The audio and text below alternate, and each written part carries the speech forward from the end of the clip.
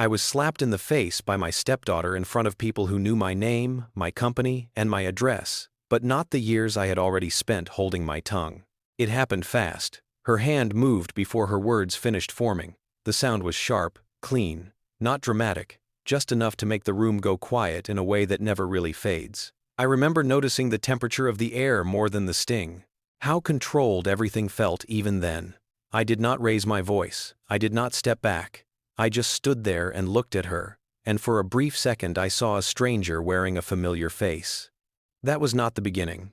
It only feels that way now because it was the moment everything finally surfaced. Before that, there were years, there were dinners. There were mornings when the city looked calm from the height of our windows, and the Upper East Side felt less like a statement and more like a place where life simply happened. My name is Gregg Hawkins. I'm 47 years old and I'm married with an amazing woman, July, a lovely 44-years-old woman. I met July when I was 34. I was not looking for anyone. I had built something solid by then. Not flashy, but real. A company that made sense. A routine that worked. I did not believe in dramatic turns. I believed in accumulation. Small decisions stacked carefully over time. She came into my life quietly. A mutual dinner. A conversation that lasted longer than expected. She spoke about her daughter with a mixture of pride and caution that I recognized immediately. Love mixed with fear. The kind that settles into a person when they have already lost once. Her husband had died when Anna was still a child. I never tried to replace him. I never tried to blur that line. I learned early that respect, when given freely, lasts longer than authority demanded.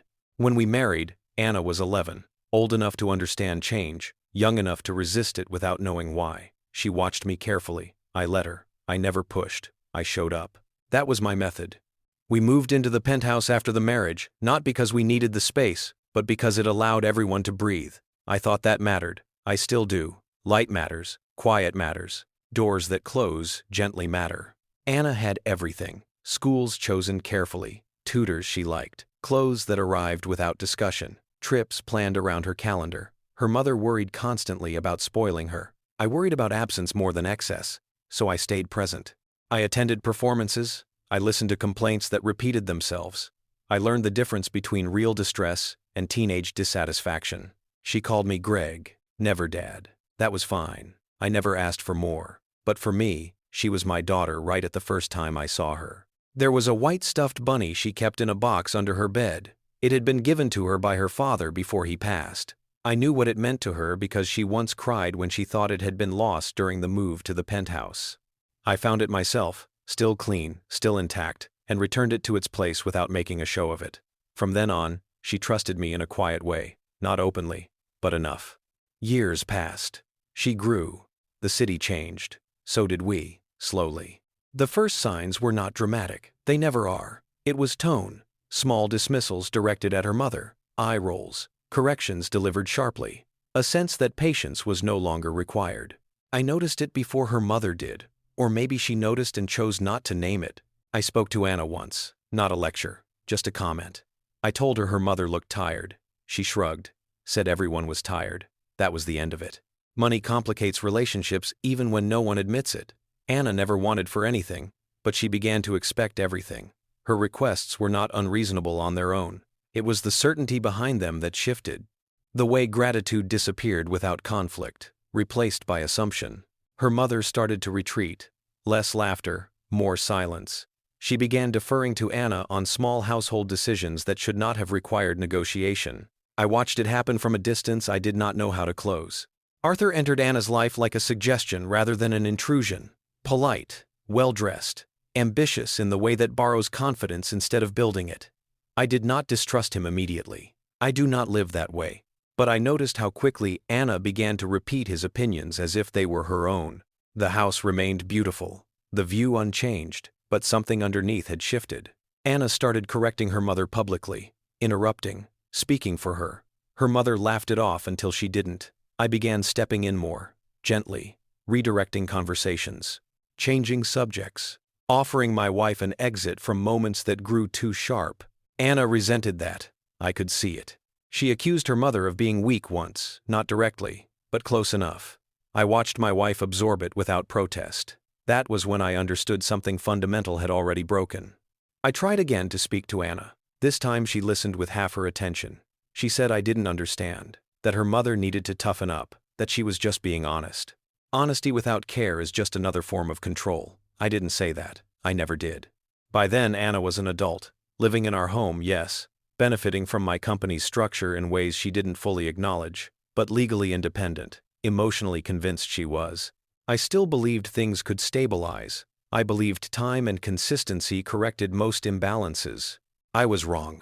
The slap came later, but by the time it landed, the silence had already done most of the damage. I remember thinking, standing there after it happened, that nothing had actually changed. Everything that mattered had been decided long before her hand moved. That night, I sat alone in my office and looked at documents I had t. After the slap, nothing collapsed the way people imagine it does.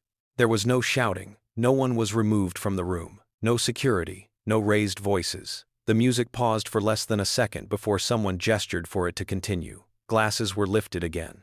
Conversations restarted in pieces, careful and thinner than before. I stayed where I was. I remember being aware of my posture more than my face. I stood straight. I did not touch my cheek. I did not look for sympathy. I looked at the people closest to me and nodded, once, as if to say the evening would go on. Public humiliation is not loud. It is precise. It chooses witnesses carefully. Anna had already turned away by the time the sound settled.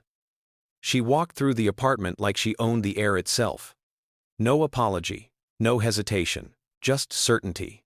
That certainty stayed with me longer than the sting. Later that night, when the last guest had left and the city outside returned to its distant hum, my wife and I sat at opposite ends of the kitchen island. We did not speak at first. We did not need to. There are moments in a marriage when silence is not avoidance, but alignment forming. She was the one who finally broke it. "I didn't tell you sooner," she said, not as an excuse, as a statement of fact. She told me how it started, quietly, the way most damage begins. She had noticed small discrepancies months earlier, nothing dramatic, just things that didn't match. Numbers that arrived rounded when they shouldn't have. Access logs that showed activity outside normal hours. She assumed there was a reason. She wanted to believe there was. Then she saw messages, not explicit at first. Familiarity, shortcuts, a tone that didn't belong between an employee and a daughter. Arthur had been careful. That was his mistake. Careful people grow confident. Confidence creates patterns. Patterns leave trails. When she confronted Anna privately, her daughter did not deny it. She minimized it. Said Arthur deserved more. Said the company could absorb it. Said I would never notice. That sentence stayed with me. The next morning, I followed my routine exactly. Same time, same coffee, same elevator ride down. The city does not pause for betrayal, and neither do systems built to function without emotion. At work, I initiated internal reviews without explanation. Not investigations, reviews. Language matters. I restricted access quietly. I asked questions that sounded ordinary. I documented everything: dates, permissions, digital footprints. I did not accuse. I observed. At home, Anna behaved as if nothing had shifted. She spoke to her mother when necessary, never kindly. She avoided me without avoiding my resources. She still assumed protection. That assumption was the last thing to go. The financial changes were not announced. Cards simply declined. Transfers stopped. The gallery rent did not renew. The cars, which had never legally belonged to her, were returned without discussion. Every move was procedural, clean, documented. When she realized what was happening, her reaction was not confusion. It was anger. She accused her mother of betrayal, said she had chosen a man over her own child. I watched my wife listen without interrupting. For the first time in years, she did not soften the moment. She let it stand exactly as it was. Arthur was confronted formally. He did not panic. He tried to negotiate reality, suggested shared responsibility, suggested manipulation, suggested that Anna had wanted more than she admitted. I did not respond to that either. When law enforcement became involved, it was not cinematic. No handcuffs in hallways, no shouting matches, just interviews, statements, paper moving from one desk to another with growing weight. Anna begged then, not emotionally, strategically. She asked us to deny knowledge, to soften timelines, to protect her by omission. She reminded us of everything we had given her, as if generosity could be retroactively converted into immunity. I told her no. Not because I was angry. By then, Anger had already burned out. I told her no because protecting her now would mean teaching her that consequences were optional. She left the apartment shortly after, took only what she needed. Everything else was packed later, carefully, nothing damaged, nothing missing, including the white bunny, placed back into its box, untouched. That mattered more than I expected. Arthur was charged fully. The evidence was extensive. The architecture of the fraud was his. That much was undeniable. Anna's involvement was real, but secondary. She had benefited. She had stayed silent. She had enabled. During that period, my life became smaller and more precise. Work, home, sleep. The apartment was quieter. My wife slept better. She spoke less, but when she did, there was steadiness in her voice that had been missing for a long time. I did not feel victorious. I felt aligned. The slap had been the public moment, but the decision had been forming long before that night. It had been forming in every overlooked comment, every assumed privilege, every silence mistaken for approval. By the time the case moved forward formally, there was nothing left to debate. Only consequences, unfolding at their own pace. And a daughter learning, for the first time, that love does not erase accountability. The courtroom did not feel hostile. That surprised me. I had expected tension, noise, something theatrical. Instead, it felt administrative, like a place designed to absorb emotion without reacting to it. Wood, neutral colors, people moving with purpose, but no urgency.